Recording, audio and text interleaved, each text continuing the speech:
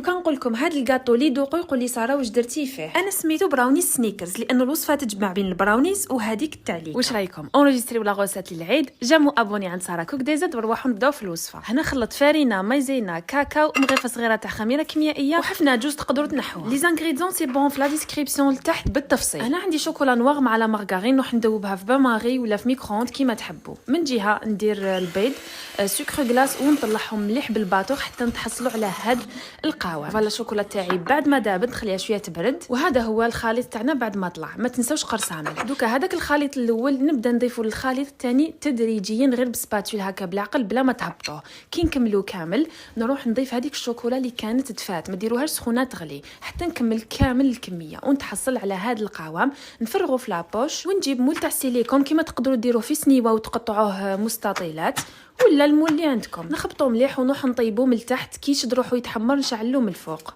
ونتحصلوا على هذه النتيجه. لازم يبرد تماما باش ديروا هذه المرحله. انا خليته بات غدوه من داك حكمت الكراميل تاعي من عند توبي درتها من الفوق بهذه الطريقه. ديروها باش حبيتو من بالمغرفه نورمال. ودرت الكاوكاو من الفوق. هذه المرحله اختياريه. درت كاوكاو محمص كما تقدروا ديروا حبيبات تاع الجوز. دوبت الشوكولا تاعي بلا حتى اضافات. هنا قبل ما نطغلاصيهم روح درتهم في كونجيلاتور حتى جمد لي هذاك الكراميل والكاوكاو لصق باش رحت كلاصيتهم. واذا صب تفاعلكم في هذا الفيديو الوصفه الجايه حندير لكم الجلجلانيه معسله للقلب.